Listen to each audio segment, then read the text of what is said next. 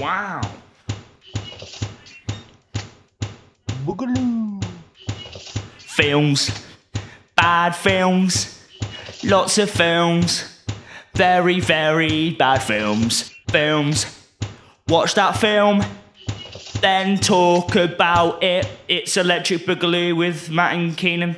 Hello, everyone, and welcome to Electric Boogaloo, the show where we make bad films worse. I'm my response to the state of the world today, the amazing sulk, Matthew Bradley. And I'm still flying a biplane in the 21st century. Keenan Groom. Bulk. So, The Amazing Bulk is a film we watched very early on in the original run of Electric Boogaloo. Yes. And has a special place in both of our hearts because of it. So we thought, yeah, let's rewatch it and have a good old time. And I had a great time watching this movie, and Keenan did not. I think I jaded my last viewing of it. I thought the actual character of Bulk was in it more, and he did more. And I forgot how bad the story is. And then I did some research into it, and I read a review, and the review put my brain in the right... Like, after reading that review, I looked at this film as I should have originally. And that's why I didn't like it. So I feel like I shouldn't have read the review. That made any sense. I don't think it did. What was the review? Oh, why it was so bad. And I was like, that makes sense. And now... Okay. I mean, you can see why it's so bad. It looks terrible. The acting's wooden as anything. They're using stock footage for all of their animation. But that's what makes it great. The fact that it's so dumb. The last sequence of Bulk running away was the best part because of what random things came up. It's definitely the best bit of the movie. The beginning bit. And the beginning bit with the two cops. Because that's what I thought was the main part. Cops. I thought that was the main part of the film. And then I completely forgot there was this German mad scientist, evil lord in a castle. Yeah. And I completely blocked out that memory, which is why I don't think I enjoyed this film, because I forgot he was in it. See, I had the same thing where I had completely forgotten about Dr. Cantlove. However, I enjoyed Dr. Cantlove so goddamn much that I don't care. He's so bad. We'll get to the proper review of this movie. Yeah. Do you have a segment? I do. So obviously, I've been looking at scary set stories. That's the whole point. Mm-hmm. And it's starting to get quite dark because, people have been dying. Yeah. So, if it actually comes back, I found a website that is 20 famous movies that had massive on-set problems. And the first one was the Master of the Universe that we watched. Okay. So I haven't read through them. They don't seem too long, so I might do a couple of them. But I just want to see how Master of the Universe can get even worse. Any worse, yeah. Yeah. So movie studio Canon Films were already in financial trouble when they started production on their 1987 flop to be Master of the Universe. Unfortunately for Canon, things weren't about to get any better for them. Oh no. Master's director Gary Goddard later revealed that producers were pulling the plug on the movie whilst they were still filming the final fight scene between Dolph Lundgren's He-Man and Frank Langella's Skeletor. Unfortunately for Goddard, Master of the Universe had gone into production around the same time as another flop in waiting, Superman 4: The Quest of Peace. This meant that Canon... By the way, we need to watch at some point on the show. Is that a Christopher Reeve one? Yeah. His worst It's one. the full Christopher Reeve one, but it's goddamn insane. It's amazing. We have to... Yeah, apparently with Master of the Universe and Superman 4, it made the whole studio close because they released both those films at the same time while in debt. Yeah, that sounds about right. I'll go quick... Oh, Advert. I'm going to quickly scroll through these, see if there's any more of ones we've seen. Well, okay. You talk about your day. It was all right.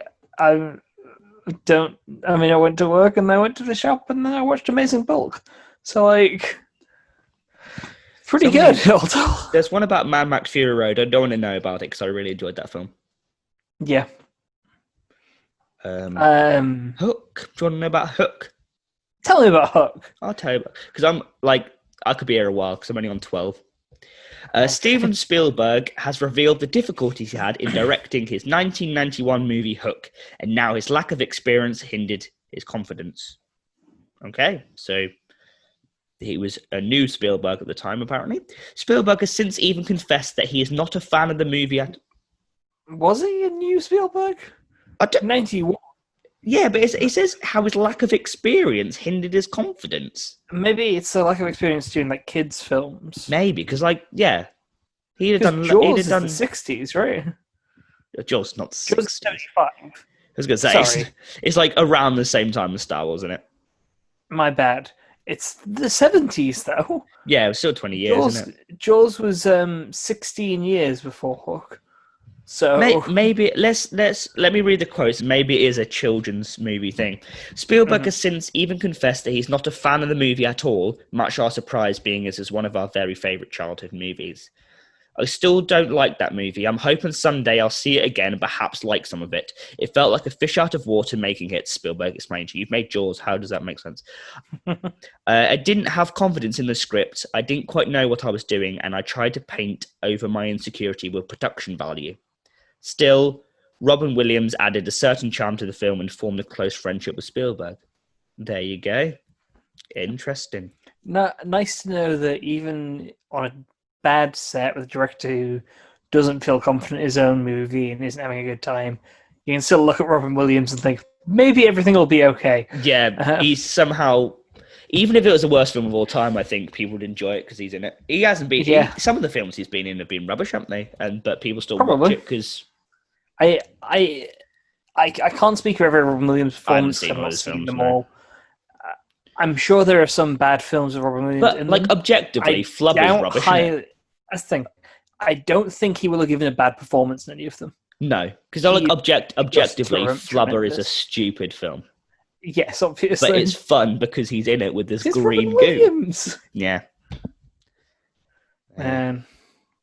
Rest in peace, good sir. I love Robin Williams so much. Nah, he's very good. Have you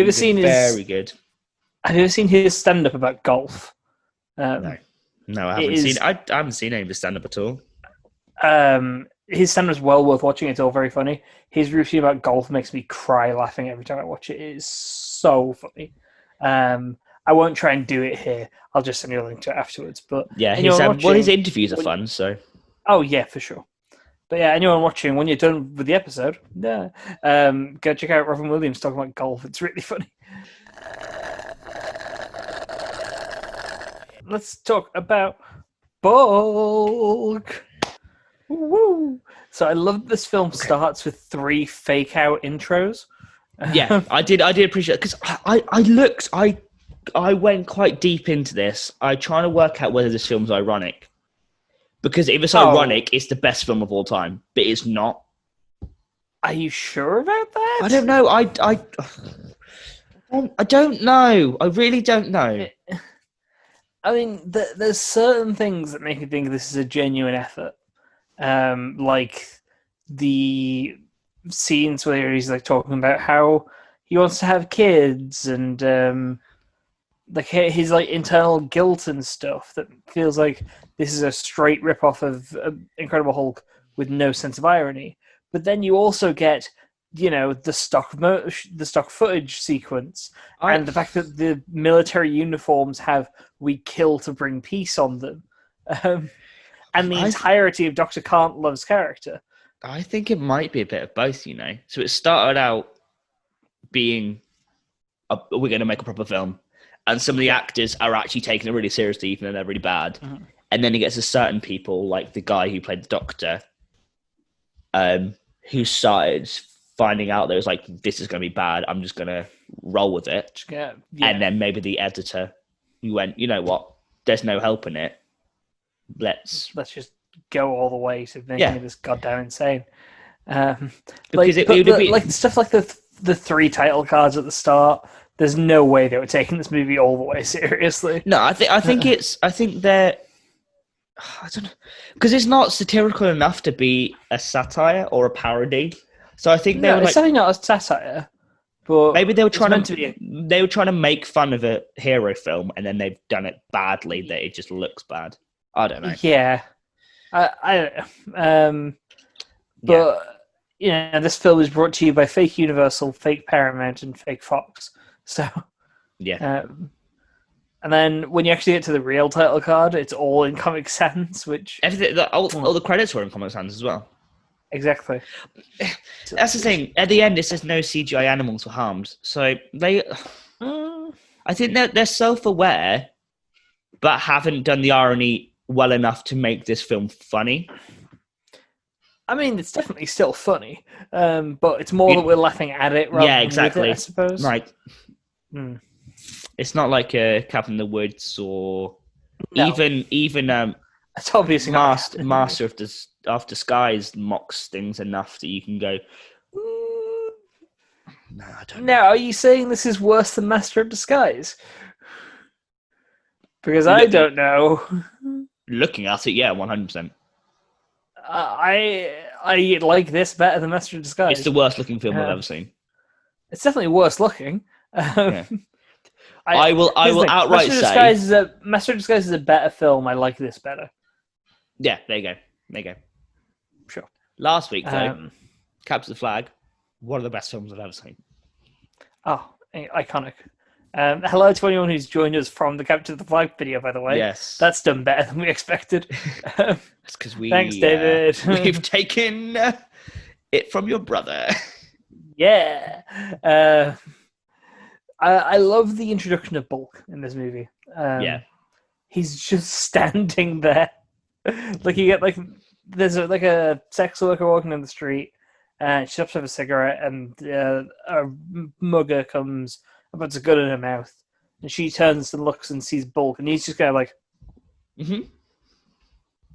and then she screams, the mugger kills her, and then he bolts. Then the mugger's like, shoots Bulk. And Bulk just punches him and he dies. Yeah. It's great. Bulk, it must be said, is a giant purple grimace-looking thing. At one stage, is Thanos before Thanos was Thanos. At one stage, it is an actual man. Yeah, with, well, I mean, with it's the face. Hulk. Yeah. No, but I'm saying, as in, is CGI Bulk apart from one time where it's actually a man? Yeah, there's a couple of times where it's like his hand is a prosthetic, but then most of the time it's just terrible CGI. I'm going to get a picture for the people who obviously, right, let's start again. For anyone who isn't us two, no one would have seen this. So yeah, I'll get a picture. I think this film may have 5 views and we are 4 of them because of the 2 times we watched it. Right, so the poster looks cool, actually. That as a poster, yeah. I'd go and watch that. That looks really cool. Mm-hmm. And then there he is. Oh no! On Cora, Cora, yeah. Unless somebody's made this, they've made Lewis Skronbrun, who's the person who made it. Bulk is his profile picture. His credentials are: works at Bigfoot Entertainment, studied at Hampshire, lives in the Philippines. And then one of the questions is, what's your favorite Alfred Hitchcock movie? He's asked loads of questions about films and stuff. Weird. I'm really confused whether this is actually him or not. Yeah. Probably is. Might well be. Weird. Anyway, weird. We see Bulk running away from the scene of the crime. And it's kind of an important thing to note. Bulk is kind of thick. Nice. Bulk just has a really big butt. He does have a big butt. Thick thighs. It's like, well, they're trying to make us horny for Bulk? He's really bottom heavy.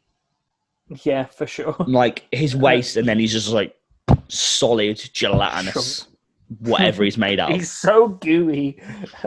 This is how gooey Bulk is for the people at home. Yes. There he is. Oh, he's so bad to look at. He looks like...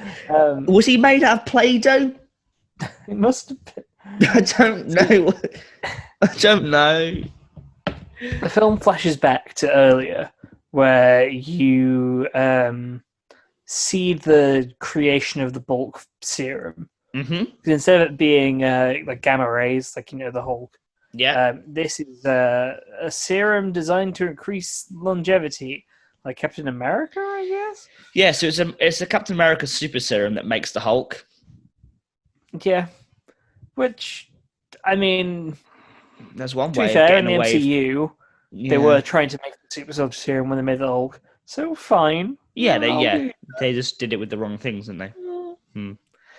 But what they actually make before making the super soldier serum is a serum that blows up rats. Mm-hmm. Yeah. You keep injecting rats and it disappears in a puff of CGI smoke. Yep. Which, like, I've got nothing else to say about that. That's literally yeah.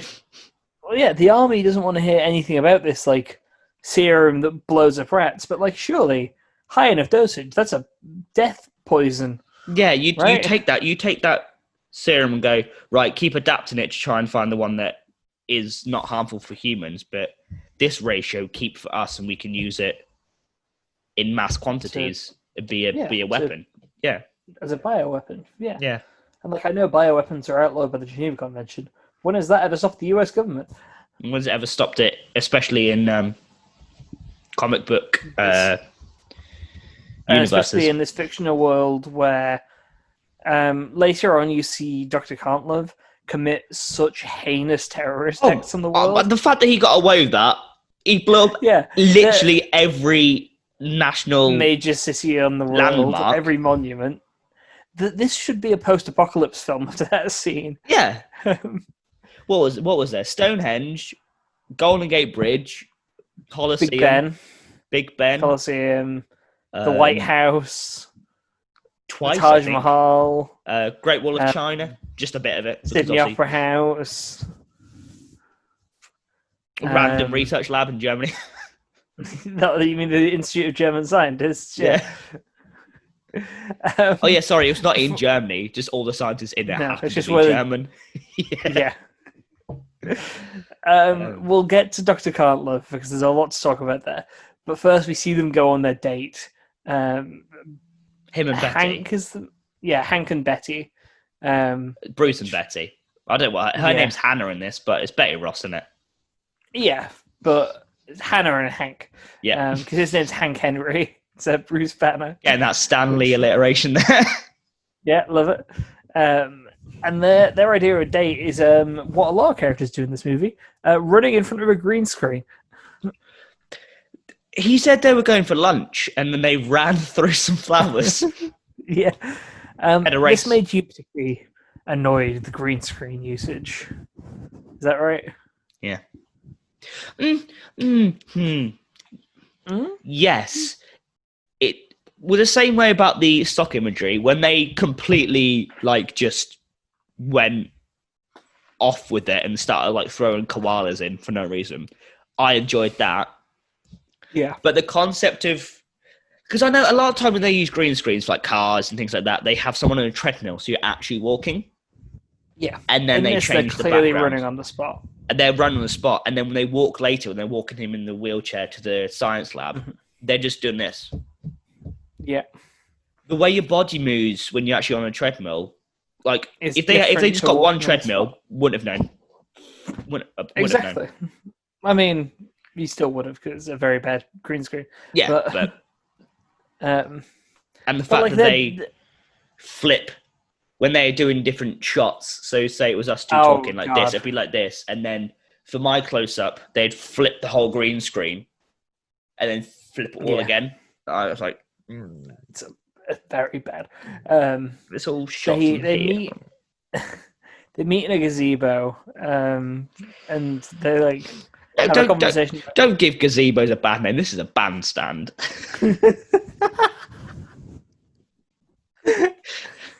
That might be the most middle class thing you've ever said.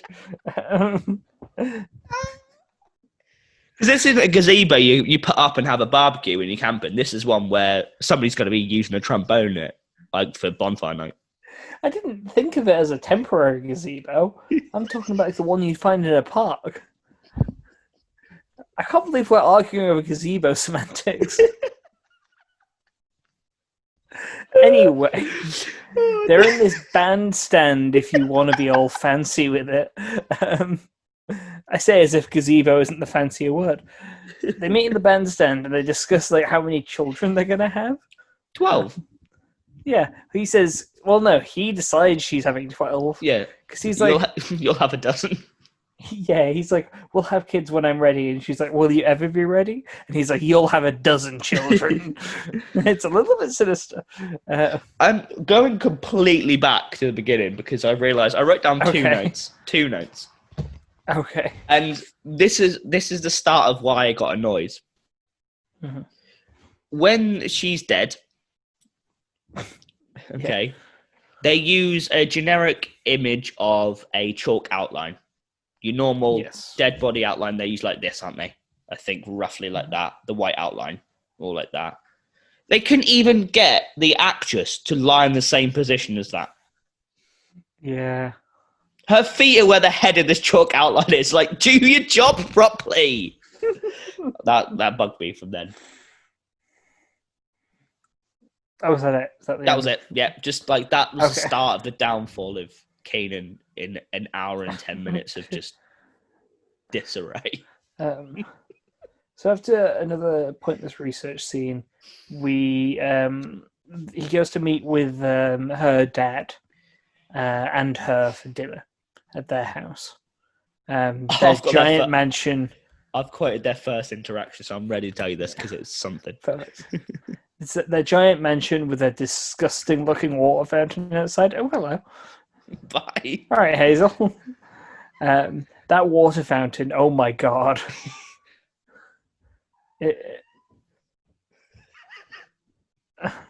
You finished? Welcome to the new podcast and the podcast Cat Listening. Where we sit and listen to a cat.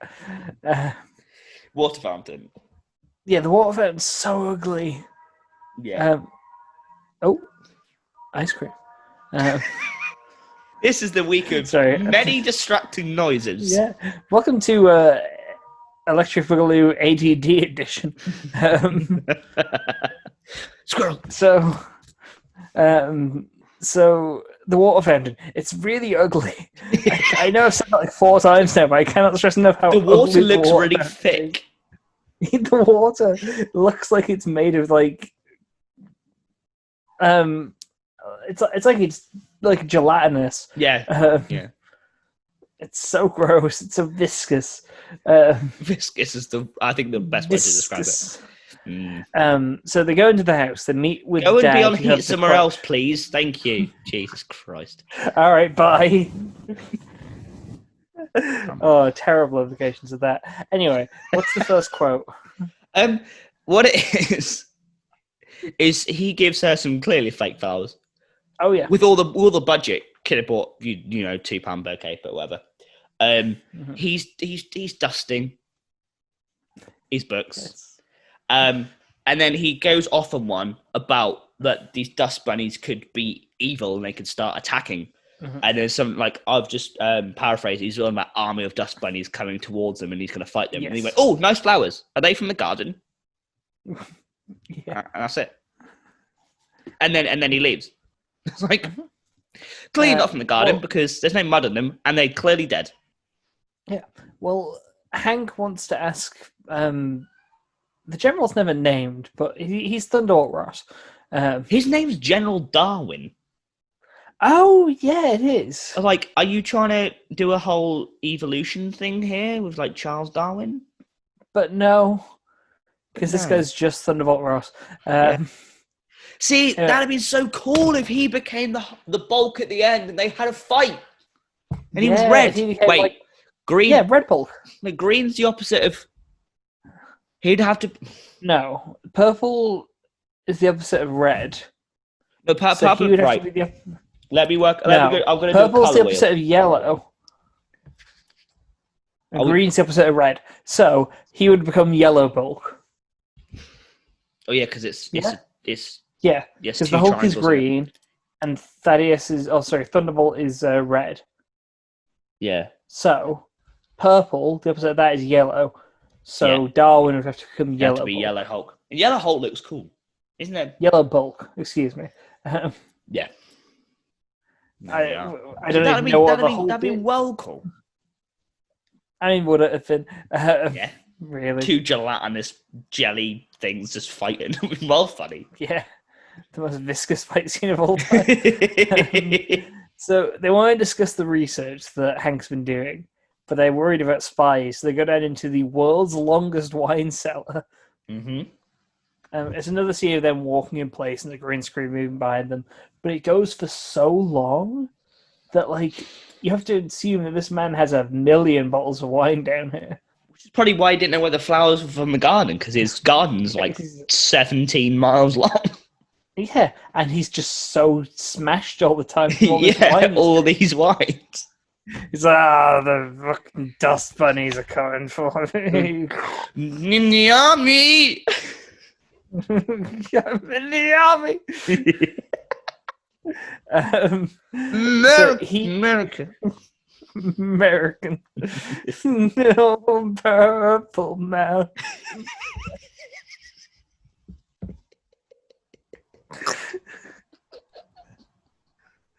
Oh, this film's broken us. See, this is the thing. Talking about this film out loud, it's great.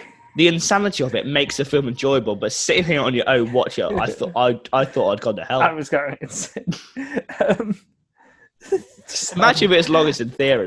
I'd have just jumped out of the window. Oh my god! I couldn't have done. This film's 75 minutes long, which is the perfect length for this film. Even if it was 90 minutes long, it would have been too long. Yeah, unless it was another 15 minutes of a fight, that'd have been fun. But if it was another 15 minutes of just stock footage, it would have been okay. So he says that Hank can't marry his daughter, so they leave, and we cut over to Dr. Cartlove's castle. Oh boy, right. He's fun, and his wife is really enjoyable. Dumb. It's all the henchmen that really bug me. Their little plastic shields.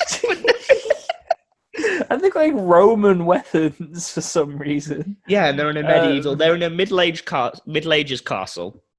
Yeah, with the full-on Disney turrets of a different color. I'm surprised there wasn't a flag and a dragon coming out of one of them. Rapunzel's probably crying somewhere. And then they've got the Roman shields. You introduce the scene with the Cartlove's wife doing the worst dance of all time. Yeah, he's like ooh, ooh, ooh, ooh, and her dog is ugly as hell. He's dancing along with her. I think they could have got a real dog. Surely one of them's got a dog. Apparently not. Had to make use of that stock footage subscription they had, Yeah. And that dog appears a few more times later on in the film. He does. Especially in the stock footage rampage at the end. Anyway, Cartlove is obviously it's a parody of Dr. Strangelove. He's a big, fat German scientist with erectile dysfunction. And a monocle to make him look like the Penguin. And a monocle, yes. Yeah. His entire character arc is his wife wants to have sex with him, but he can't because he has erectile dysfunction. But he can blow things up. He sure can. He goes, after killing one of his henchmen, after doing kind of it felt like he did the Biggest Dickers scene from Monty Python. If that was unfunny. Where he's like, is there something I'm using happening? And then the guard's like, no. And and then he's like, to his face. One of them goes, to his face. And he's like, you make funny gestures behind my back. It's like, no, he made it to your face is what he did. And then he shoots him with the world's slowest lightning bolt. It was so slow. Because it powers up the battery. It goes up five lights turn on, and there's and it hits him, and he's like, I'm being electrocuted. And then he becomes a stock footage skeleton and falls with over. A grass skirt. With a grass skirt. I was like, was he wearing that underneath? Could you not get a naked skeleton? There's lots of it. There's got to be lots of stock imagery of just a skeleton without no You'd grass. Assume. I honestly think they didn't notice. Yeah. And they're like, yeah, that's fine, go for it. And with the electrical power, the guy next to him holding this metal shield would have definitely got hurt. Also would have died, yeah. Yeah. I mean, to be fair, I think he does die as well. Yeah, he does say don't see it later happen. that he killed both of He'd them. say later He's like, that where are he my killed both henchmen? his guys. Killed them both. I Yeah. killed them both. It's like, well, good for you. Then Can't Love goes into his laboratory, which has a monkey in it for some reason. He's a mad scientist, obviously. Yeah, and the monkey's just going like, woo, with a toy rocket. Yeah. So what is he meant? Is he meant to be a rocket scientist? Is he meant to have built all these rockets himself? Yeah, he's a rocket scientist, evil genius. Yeah. He presumably he's funding the. You find out later on he funded the bulk serum. As a cure for his erectile dysfunction. Yeah. Which great. So he's clearly got some like biochemistry and interest as well. Yeah.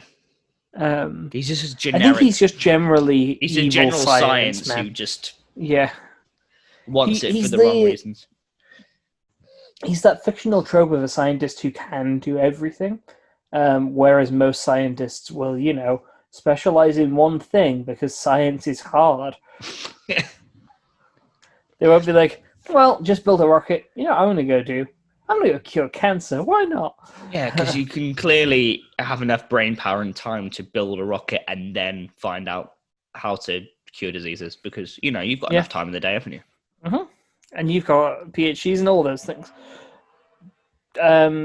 So Hank and Hannah? Yeah. Is that her name? Yeah. They get the subway part of the way home. And on the subway, they get mugged. He steals her earrings, his wallet, and the wedding ring. Oh, no! Mm-hmm. And then they get off the subway and get into their Ferrari and drive home. Yeah. I thought it was weird. You didn't steal the Ferrari. And also, why did you take the subway to get to your sports car? Yeah, because you'd steal the keys, wouldn't you? And also he said, exactly. He's like, oh no, he stole a flash drive from me. Mm-hmm. Well, he's lying to cover up at the wedding ring. Yeah, but like... flash drive? That's never mentioned again. No, but that's okay. That'd be in the same pocket as the keys of the sports car, probably. Yeah, I mean, the bigger problem is why he didn't steal the goddamn sports car. Yeah. And his phone. Or his house keys. Yeah. Or his kidney. Kidney might have been a bit far. I'm just like upping the stakes each time. You can't shoot a kidney out of a person. Might be possible. I mean, you probably can. Yeah. Not in a way. I don't think you could in a way that would make the kidney then sellable. Or I thought you were going to say edible. I mean, if that's what... To be fair, if you shot a kidney out of a person, it would still be edible. Just not the bit that got shot, probably. Anyway. God, this film breaks my brain down. I try to process all my notes. Only about 20 minutes in. Yeah. Of the film. Yeah. The Can't Love learns about... Can't Love gets the wedding ring because the mugger had it stolen from him by his two gangster assistants, who I want a full film about because they were amazing. Just these 1920s gangster husbands. They just getting like a little lovers' quarrel in the middle of this conversation. It's great. It's really dumb. Makes no sense, and it's really funny. Yeah. They weren't needed, but also it was nice to sort of I'm glad they were there. Is the world getting you down? Have you ever tried getting up? Literally? Hi, I'm Steve Stilts. Welcome to Steve Stilts Emporium. Hello, Steve. Alright. Oh yeah, what's your name? I'm Timmy. Oh, hello, Timmy. How old are you? 6. Good. You know what you need, Timmy? To get taller so you can reach things that are higher up. What I've got to you to make you taller is Steve Stilts. Wow.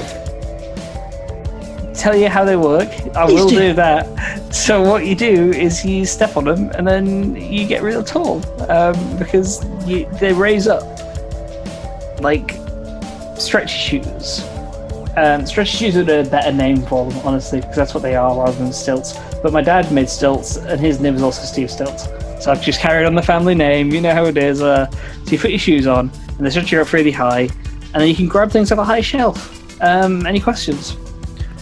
Will I now get to eat chocolates, even though I couldn't do before because I couldn't reach it? Yes. I'll take 450,000 of them, please. Okay, that will be 450 million thousand pounds. Deal! I'm going to use my mummy's credit card. Perfect.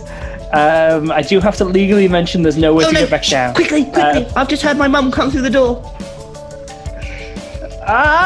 They were giving it so much more than they needed to as well. Like, these two played off each other amazingly. They should have, if we were recasting this film, they would have been the Waititi and Fushimi characters for sure. Yeah. What else do I have in? The main police guy is the worst. He's just a terrible douchebag. Yeah. That's all there is to say about him. Bulk goes on another rampage, where he keeps walking into cars that keep flipping over. Yeah. He does that about 10 times. Yeah. He gets captured, goes to jail, and he's like, I've been here 10 days. Or is it 10 years? I can't tell in here. It's like, you can tell the difference between a day and a year. Yeah. It's not that odd. Yeah, but it's like days, 2 weeks mate. and 3 weeks, maybe, but... Yeah, but it's been 10 days, mate. Yeah. It's not been 10 years. You can work out 10 days by how many times you've slept and how many times you've eaten. Exactly. Exactly. Even if you're tallying like the days on the wall, you're not going to lose count after 10. That's 2 tally gates, mate. Unless you're doing really big ones that take of you. Even then, you have 4 walls. Maybe he didn't do the line across with the 5 and got confused. There's just 10 lines. Yeah. He's like, is this it must 10 be years. Or 12 or 10 years? Yeah, he thinks each line is 1 year. And he's like, oh, it's been 10 years. No, it's been a week and a half. And now you're being taken into army custody for research purposes. My camera angles have been all messed up this episode because I keep moving my laptop. I'm very sorry about this. Can I get the balance? I think you should balance Not on your really. head. Balance the laptop on your head. Hey, there we go. No. Okay. Also, I'm wearing headphones, so like definitely not balance. Give it a go. I'm not taking them off. So get out of here. He sends. The General Darwin. Yeah. Has Bulk captured. Yeah. He's going to send him to go kill Kartlov. Because Yep. Kartlov's planning on blowing up the moon, which he does by sending a rocket with a monkey in it, and then not blowing up the moon. Unless the monkey was, I don't know, had the detonator, and he's going to blow up the rocket, which would inevitably blow up the moon, which would inevitably change the tide, and everyone dies. Oh, for sure. But, I mean, everyone would have died from his original blowing up of all the monuments anyway. So. Yeah. But they didn't, so who's to say as soon that as you blow up the White House, that's it. The world's gone because it's going to be a nuclear war now. Exactly. For a second there, I was thinking, like, are you saying that without the leadership of the president, the world would be doomed? Because I'm pretty sure. I was saying, as soon as you kill everyone in the White House. Oh, yeah, I mean. Everyone's going to just go absolutely mental. For sure. But also, I think he just messed up with his moon bomb. It's because he sent a little rocket ship. The Apollo was still on the moon. What years is set in? Is Armstrong just still waiting? Like, I'm waiting for my Uber. Well, what happened is he went back to the moon to get the flag because an evil tech baron was trying to steal it. There we go. All these films are linked. All these films are linked. It's true. There we go. Welcome to the Boogaloo Cinematic Universe. The BCU, if you will. There's a line I've written down where he says about the monkey landing on the moon. He goes, Zoom, zoom, the A to the moon. It's not. My brain obviously didn't register that, because that's a great line. It's wonderful. Zoom. Oh no, I heard zoom zoom, but I obviously didn't. I just thought you said that. He goes zoom, zoom, A to the moon. Which he references the honeymooners. So what he's trying to reference is the line "bang, zoom, straight to the moon," which is a catchphrase from that show, which is a catchphrase about a man hitting his wife. Fun show, the 60s. But instead he says, zoom, zoom, A to the moon. It's a weird choice of reference. Yeah, but it's about the moon, so I guess it makes sense. Yeah, but there's a lot of things said about the moon. Granted, whenever I hear that quote, there's a Futurama bit where they go to a moon museum, and they're talking about the origins of man wanting to go to the moon, and they play a clip from the Honeymooners of him going, but it's like an animatronic, doing the line for the Honeymooners, but instead of being bang, zoom, straight to the moon, it's an aggressive thing. He's going like, one of these days, Gladys, bang, zoom, straight to the moon. Dramatic. Get inspiring and dramatic. That's a good show. Go watch Futurama instead of watching this movie. But also watch this movie because it's great. Or don't. It's Matt up to recommends. You. Yeah. Welcome to Matt Recommends, a new section of Electric Boogaloo. This is the most tangential we've been in an episode. Yeah, I going don't off know. so much. There's just nothing happens in this film. Yeah, well, all we have left is he lands and walks past a golf course in a leprechaun. Mm-hmm. Yeah. He becomes Bulk and attacks the castle. Yeah. Mrs. Cantlove strokes his Bulk penis. And then gets stepped on. Yeah. Cantlove dies as well. Yeah. And then Darwin shoots a missile at him. Yeah. He turns back into Bulk. And then we get stock footage Smackdown. Where he runs and it plays the William Tell Overture. No, I'm going to stop you there. William Tell Overture is every time Cantlove sends a missile. When he's running, it's the animals came in 2 by 2, hurrah, hurrah. Well, no, that's the second half of it, but the first half of it is the William Tell Overture. Why? What I found out is because basically they have no money and they just found free classical music. No, I didn't actually. Apologies there. I didn't know it was William Tell was there because I thought it was just every time he sent out a missile. Cantlove. Sometimes he sends out the missile. It is the William Tell Overture, but other times it's because it is a lot of classical music. There's times where it's because it's free. I don't know the name of the song, but it's the one. It's like ba da da da da bum bum bum bum. That one. It's not Blue Danube. Let's have a look. I'd be Blue Danube. There's times where it's the ba ba ba ba ba ba ba ba, which is one of Beethoven's. That's well, so that's not Scarborough Fair, was I think it was Scarborough. No. It might be the Ode to Joy. That one. That's the Ode to Joy. There you go. Yeah.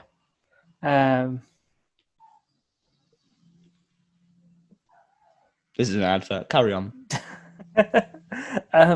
So amongst the things he runs past while William Tell and the Animals Came in 2 by 2 are playing. That really bugged me. Like, what's Noah got to do with it? Everything. This is a biblical movie.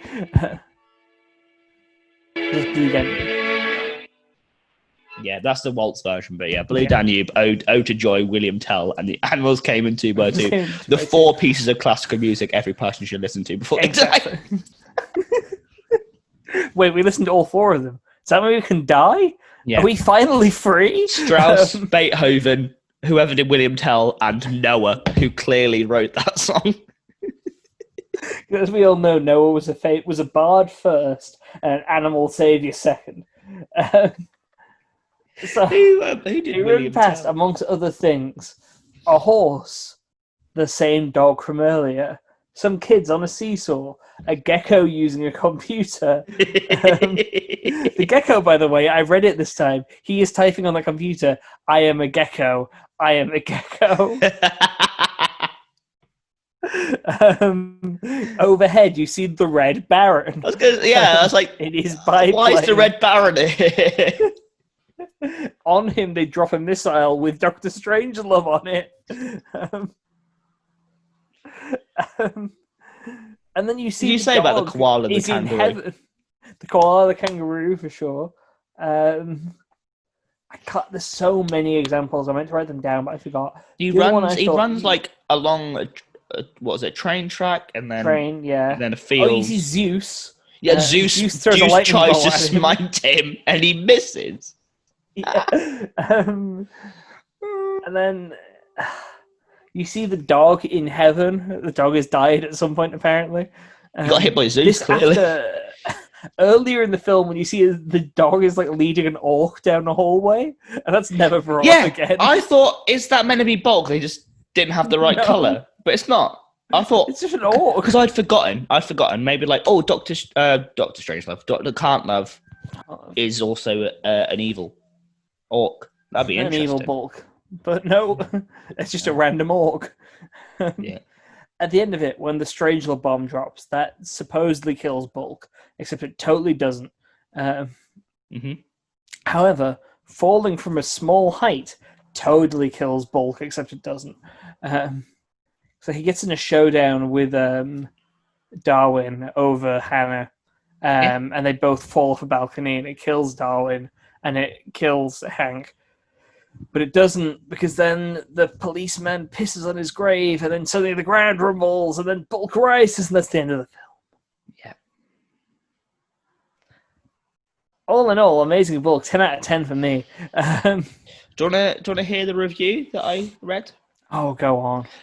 Basically, with this film, if you've seen the Edward Norton Hulk, it's the same film, but better.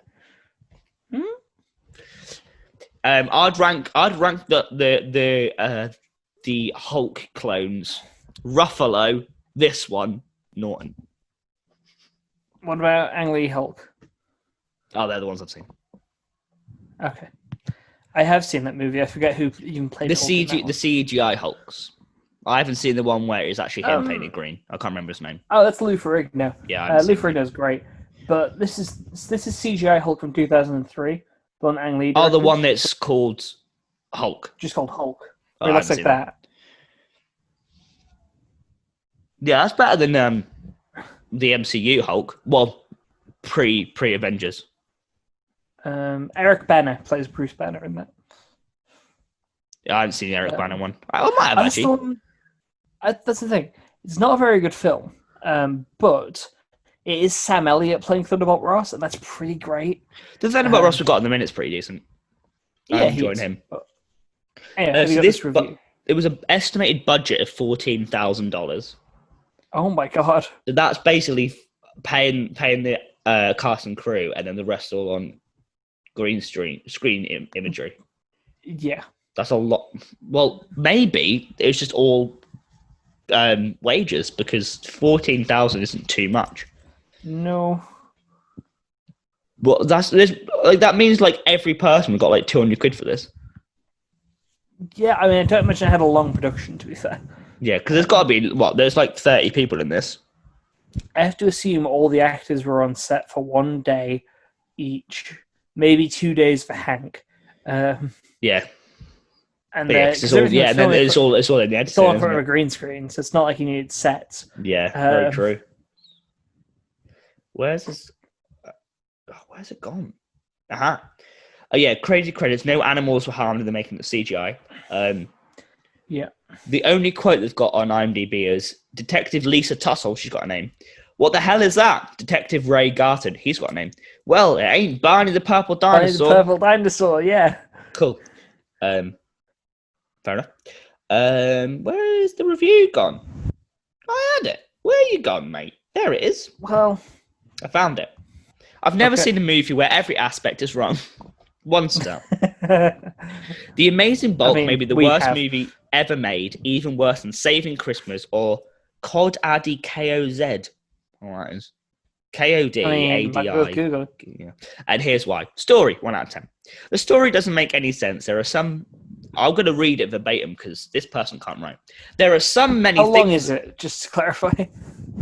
Not too long. Okay. I'll summarize. Okay. Things don't make sense. Many subplots that are not only bad but don't connect with the plot at all. The dialogue is so terrible in this movie. The writer must have taken a giant turn on the script to make it this bad, and the whole story is a rip-off of Hulk.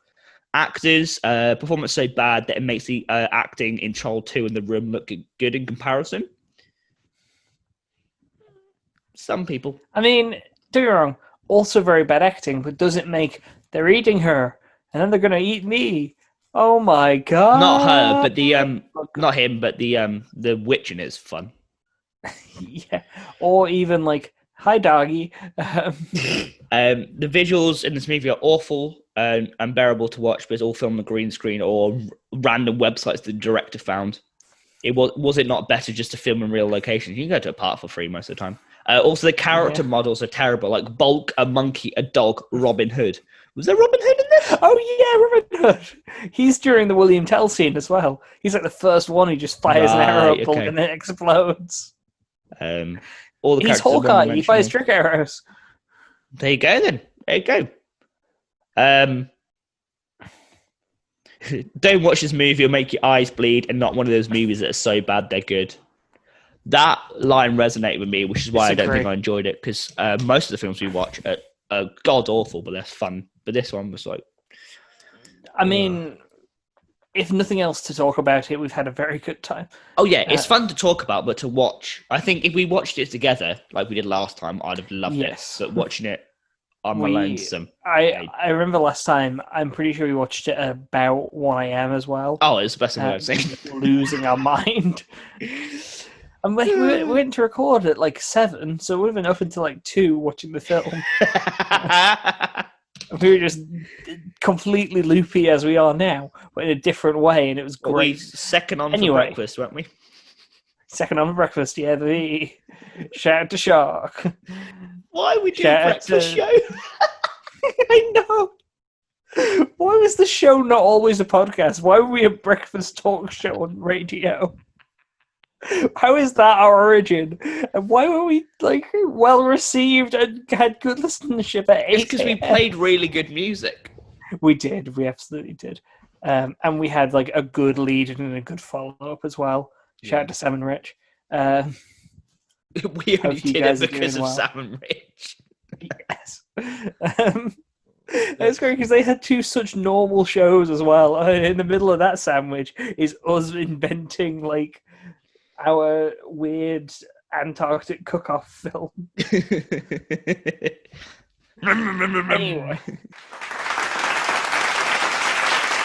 let's recast this before I get off topic. Well, before we get to that, instead. Oh no, you've got your bit. I forgot the structure of our show. Honestly. Well, I mean, this episode has no structure, so don't worry about it. So I don't have a filmosophy this week. I don't have a sequel bait this week. I've done another Find the Knockoff. Okay. I feel like that's appropriate for this week. This is a knockoff, isn't it? Just one round of them this time. I don't have 3, and it's just you, so you're not competing against anyone. Hello, Flamingo. So, which of these 3 is not a real knockoff film? Okay. Is it Dr. Mordred, a Doctor Strange knockoff? Fastest, Strongest Flying Man, a Superman knockoff? Oh, yeah, that's true. Or 3 Giant Men, a Captain America knockoff? Why? Have you written any flavor for these at all? I haven't, but I do have the countries of origin for all of them if you want. Yeah, please. So Dr. Mordred comes from Turkey. Fastest, Strongest Flying Man is Indian. And 3 Giant Men is also Indian. Okay. A random Turkish film based on Doctor Strange seems so bizarre that it must be true. But now I've got to work out whether 3 Giant Men being a film about Captain America is so bizarre it's true. Because the Superman name seems like such a name you'd make up. But it's also so plausible because 3 Giant Men for Captain America makes no sense. You know what? The Superman one's made up. I thought it was the most likely, but thinking about it now, that's such a you film. Yeah, the Superman one is made up. You got that right. Fun fact about Three Giant Men. I'll also say this. I have no idea if any of those countries I gave you were right or not. Oh, you've made them up. Yeah. Okay. So I realized I had in my head that Fastest, Strongest, Flying Man, the one I made up, I was like, that's probably like an Indian knockoff of Spider-Man. And then I realized, I can just give you all the countries. And I was like, shit, I don't remember where the others were from. You could have said you didn't have anything. Yeah, but like, I wanted to make them all sound more convincing. A Turkish Doctor Strange would be interesting. To be fair, I think Dr. Mordred might have been an American production. From what I saw, Dr. Mordred was originally going to be an actual Doctor Strange film. But then Marvel pulled out. But they'd already shot quite a lot of it. Oh, so it's a relatively average to good film then, this one? No, but it still sucks. But 1992. Which is why Marvel pulled out. Oh, yeah. Yeah. Is it Doctor Strange? Or is it Doctor Strange? There you go. Whereas Fastest, Strongest, Flying Man, obviously fake. Three Giant Men. Now, not only is this a Captain America film, it's also a Spider-Man film. But Spider-Man's the villain? Excuse me. He plays like the leader of a gang of crooks. I mean, I can't read it because... Oh, okay. So this one's Turkish. Oh, this one is Turkish, okay. From 1973, Istanbul is being terrorized by a crime wave, and the police call in American superhero Sergeant America and Mexican wrestler Santo to put a stop to it. And the villain Spider-Man. But they've full on, like, they haven't, like, the other one is like a Doctor Strange-ish one. They've full on just stolen the outfit, look. Oh, for sure. But I also want to bring up as well another AKA film I found. Turkish Spider-Man is what it says. It's got English subtitles. I need to watch it.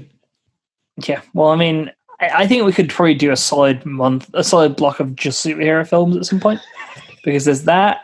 There's Italian Spider-Man. There's you're right. There's a film called Guardians, Keenan. That is 2017 Russian production, and it was their attempt to make their own Avengers. Before Guardians came out? No, this is 2017. When was Guardians out? 16? Roughly. Guardians 1 was like 2014, I think. Was it actually? Oh, I don't know the concept. I think so, it was, yeah. I don't know the concept at the time. Because 2017 was Guardians 2, I think. I'll probably think of Guardians 2. Because we saw that together.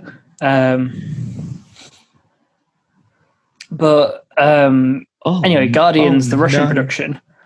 One of the members of their team is a werebear. They also have a guy who controls dust, a waterbender, and a guy who has guns. It looks quite cool, but that means it would be really bad. Having read the reviews, apparently it is considered the worst Russian-made film of all time. Look how that actually looks relatively cool. Apparently it's goddamn awful, and the dub is even worse than the original. So, like, we've got to watch that dub. Let's make a film. Yes. I don't think we should recast Bulk. I don't think we should touch Bulk. I think we make a knockoff of another superhero. So eventually Bulk can team up with them and they can have their own knockoff Avengers. Yes, exactly. So you just need to change one letter from an existing superhero. We've just established that Captain America, or Sergeant America, and Turkish Spider-Man exist. Yeah. Let's take them and Bulk. Okay. And then add one of the others. So we either take Iron Man or Thor. We've got to do the OGs, haven't we? Or Black Widow or Hawkeye. I say we give Hawkeye a movie. He's not getting more. He's got a TV show. Yeah, but it's not going to be about him. It's going to be about... It's Kate Bishop. Yeah, which, I mean, good. So let's make... but it can't be called Hawkeye because that'll be sued by Marvel. So let's call him Gorkai. No, because they changed one letter, but they also changed the adjective, didn't they? Because it's Incredible Hulk, not Amazing Hulk. What's Hawkeye's adjective? What is that? Because they've all got one, haven't they? Yeah. Hawkeye. Because Invincible Iron Man. Well, Hawkeye comics. Because he's an agent, isn't he? What's Black Widow's as well? I don't know. Invisible? I don't know. She goes invisible, some of them. I should just call him Falcon Face. Well, there's a Falcon already, isn't there? Let's call it... Let's call him Hawkeye, Perry Grin. Perry Grin. That's his name. That's his name in this, Perry Grin. Okay. Yeah, that's the character's name. Yeah. The movie is called Bird Retinas. I was going to say Bird Boy. Bird Boy and his bird retinas. What is Hawkeye's adjective? I don't think he has one.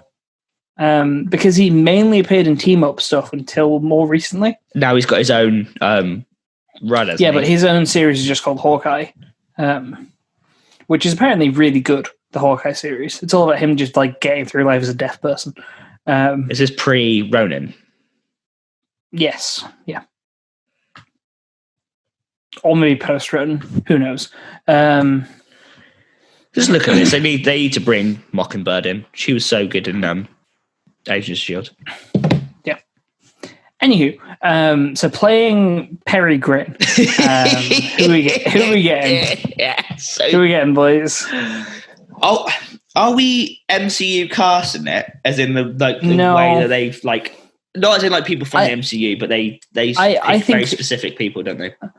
I think our challenge is, other than Taika Waititi, who is obviously appearing in it, none we of them can't can cast be in the MCU. anyone who's been in the MCU. That's every actor. That's the challenge. So playing Perry Grin, Taron Egerton. We already know he can shoot a bow because he was in Robin Hood. Yep. And he hasn't been in the MCU. So it won't be long, I would have thought. No, they're bringing Richard Madden and Kit Harington in. It won't be long. Yeah. Okay, right. Who else is going to be in this movie? Yeah.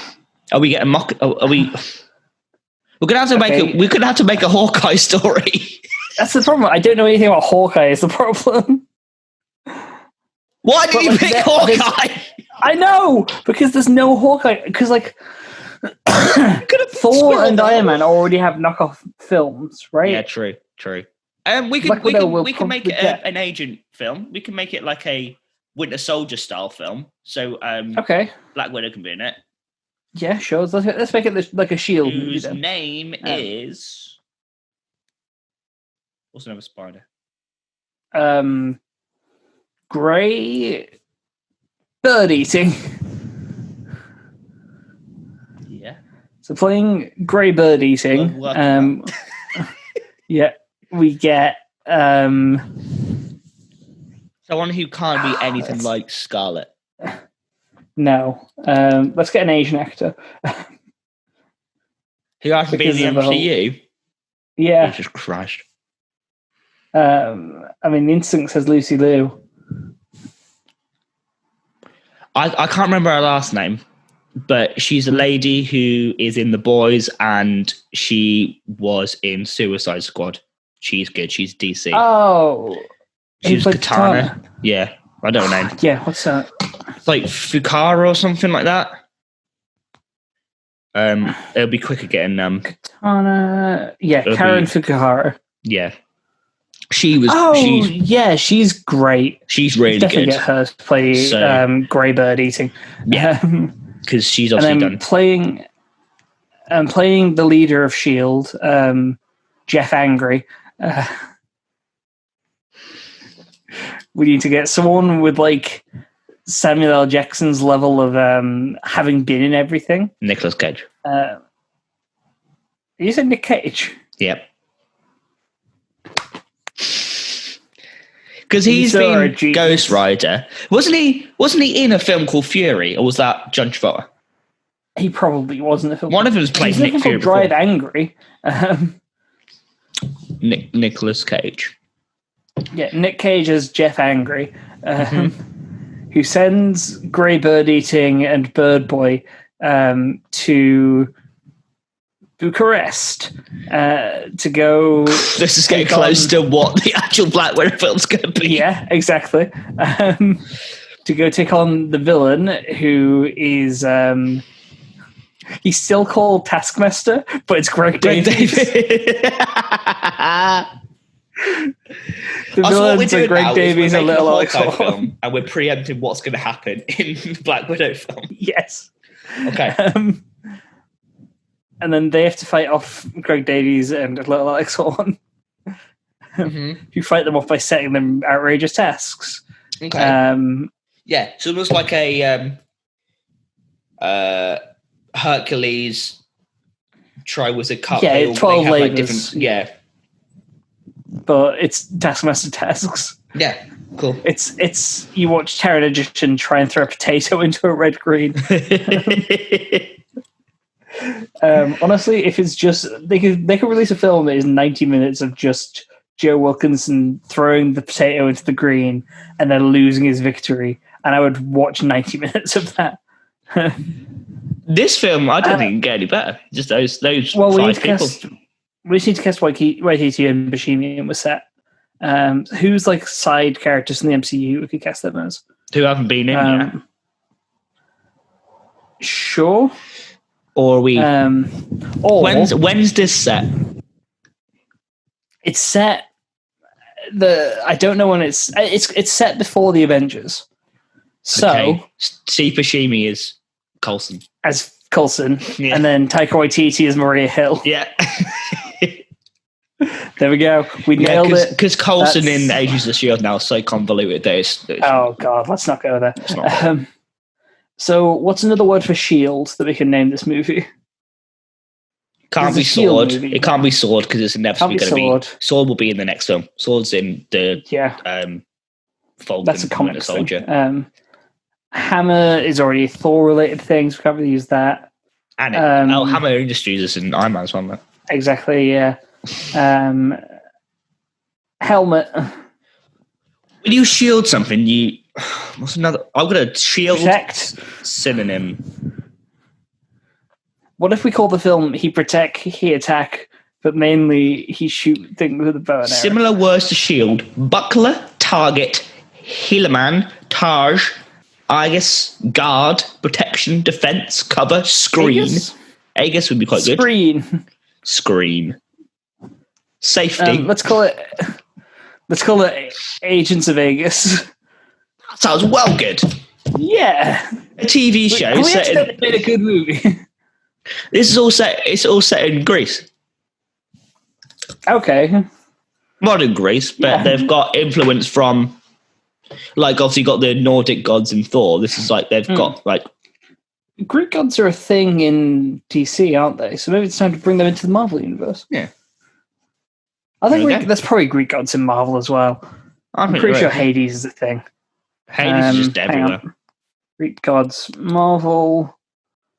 Most of it's North. There's Olympians in Marvel. Oh, is there? Well, there you go. One way to bring the Olympians in. There we go. And then playing the Olympians. 5 is them, Asgard versus Olympia. Yep. Except this has nothing to do with the MCU. It's a total knockoff from it. Oh yeah, yeah. The BCU, which is it's part of the BCU. Yeah. Which is the Amazing Bulk. Yeah. Turkish which Spider-Man, three giant men. 3 giant men. And Metal Man, which is the Asylum's version of Iron Man. And Agents of Vegas. Agents of Vegas, yeah. And then there is a knockoff Thor movie as well, but I can't remember what it is. So that's part of it too. But we're done. We've done it. And then the crossover film is Russian Guardians. Mm-hmm. Or maybe that's our Guardians of the Galaxy. Who knows? But, well, that's semantics. Almighty Thor 2011? I think that's the one, yeah. I think that's the Asylum's version of Thor. Which... I mean, it looks bad. It is Asylum, yeah. It's Asylum. Yeah, that tracks for the Asylum. All right. So amazing. Look at us. If you enjoyed this episode of Electric Boogaloo, please give us a like, a comment, and subscribe. Thank you for enjoying our content. We've got other stuff on our channel. We do. We do. Join us again next week for our spooky Halloween episode. We'll be there. Will we be wearing costumes? Who knows? I think yes. Yeah. Okay. Yeah. Yeah. I've worn the wolf mask. Oh no! Gonna have to do something else.